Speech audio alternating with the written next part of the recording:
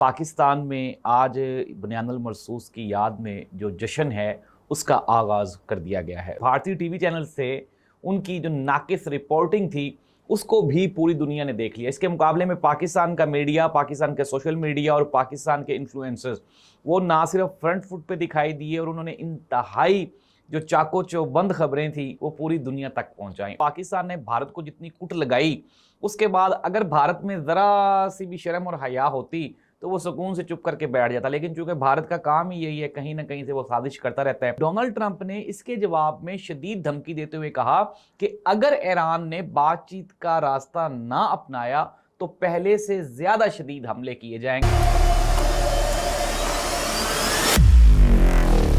नाज़रीन, मैं हूं जाहिद अब्बास नकवी और आप देख रहे हैं हमारा सोशल मीडिया चैनल। आपसे रिक्वेस्ट है कि मैं सब्सक्राइब करें, अपने कमेंट से ज़रूर आगाह करें।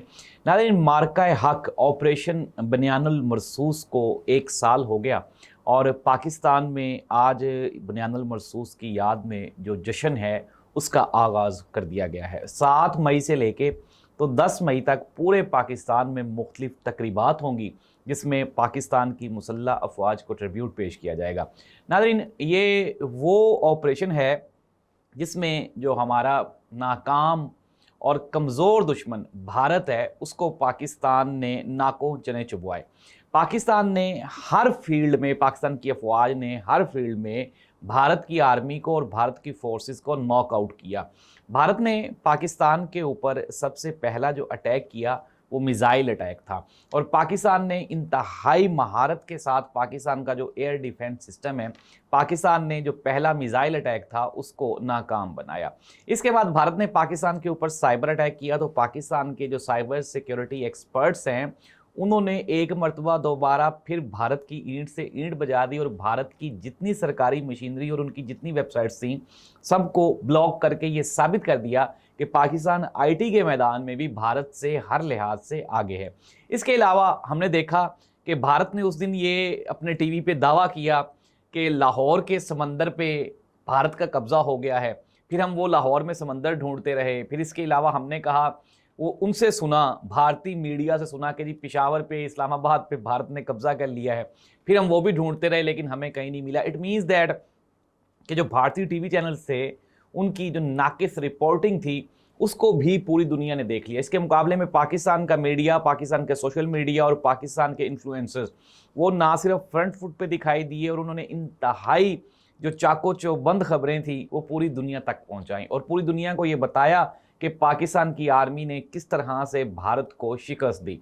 नाज़रीन, एक ऐसा मौका जब भारतीय वज़ीर आज़म ने मुतअद्दिद मरतबा ये दावा किया कि वो ये जंग जीत चुका है, लेकिन फिर जब पाकिस्तान ने अपनी स्ट्राइक्स का आगाज़ किया तो वही नरेंद्र मोदी डोनाल्ड ट्रंप के कदमों में जाके बैठा और माफिया मांगने लगा और गिड़गिड़ाने लगा कि मेरी पाकिस्तानियों से जान बचाएं वरना ये मुझे मार देंगे।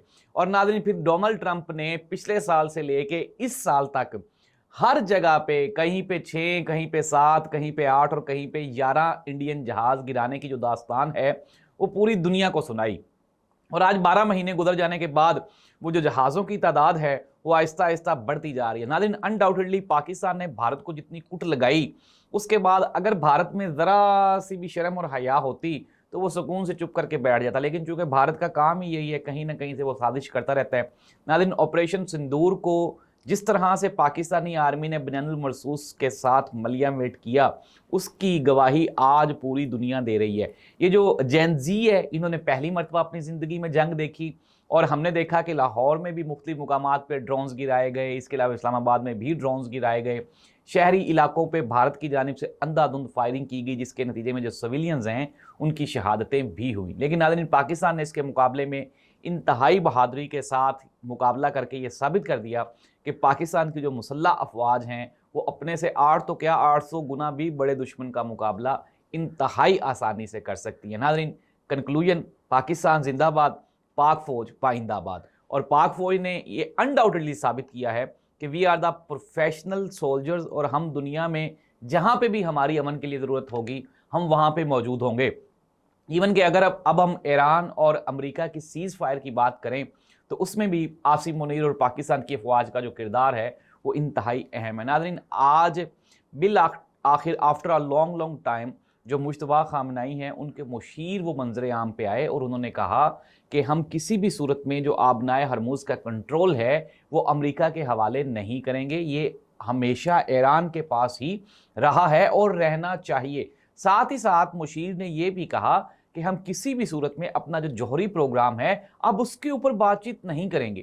لیکن ناظرین، ڈونلڈ ٹرمپ نے اس کے جواب میں شدید دھمکی دیتے ہوئے کہا کہ اگر ایران نے بات چیت کا راستہ نہ اپنایا تو پہلے سے زیادہ شدید حملے کیے جائیں گے۔ ناظرین، کل ڈونلڈ ٹرمپ کہہ رہا تھا کہ سیز فائر ہے اور آج وہ کہہ رہا ہے کہ پہلے سے شدید حملے کیے جائیں گے۔ لیکن ناظرین، کنکلوژن یہ ہے، جو ہمارے سورسز نے انٹرنیشنل خبریں اکٹھی کی ہیں اس سے یہ پتہ چلتا ہے کہ اب یہ جنگ دوبارہ نہیں ہوگی، کیونکہ اس سے دنیا کو آلریڈی بہت نقصان ہو چکا ہے۔